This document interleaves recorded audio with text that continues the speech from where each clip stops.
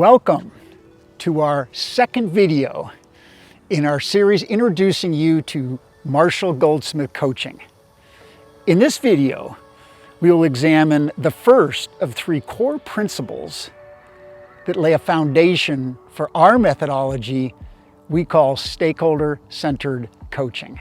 As you learned in our first video, the center of our model are the leader's key stakeholders. Surrounding this center circle is our three core principles. And finally, the outer layer are the skills the leader will use with stakeholders to become a more successful leader. The first principle is to actively involve stakeholders throughout the coaching and turn them into the true day-to-day coaches to our leaders. Now, why are stakeholders so important to our methodology and our process? Well, first reason, they are interdependent with the leader. What does this mean? They are affected by the leader's behavior and influence. And as such, they have a stake and they will benefit when the leader improves in his or her leadership. Now, what's the second reason? I'd say the second reason is because of their interaction. These people live with the leader.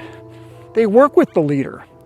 And in that fashion, they are able to both observe the leader's behavior and then give immediate, specific, and timely feedback. And the final, and I would say probably the most important of all of these reasons, is they're the only ones that have an implicit understanding of how the leader's behavior impacts them. And this puts them in an extremely valuable position of providing suggestions on what the leader can do to be more effective with them.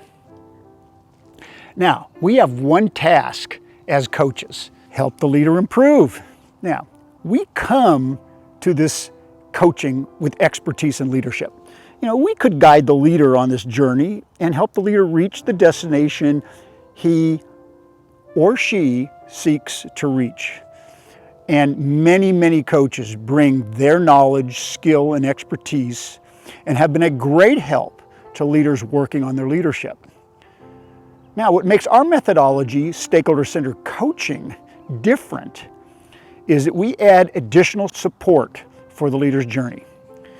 We include the relevant stakeholders who will assist the leader along the path to improvement. Both leader and stakeholders and their relationship will play an important role contributing to what eventually happens. And like in any journey, there'll likely be ups and downs, twists and turns as they travel together towards the final objective.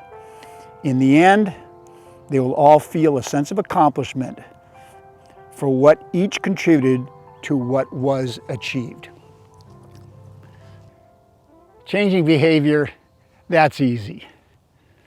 Sustaining the change where it becomes permanent and actually alters the status quo of who we are, very, very hard.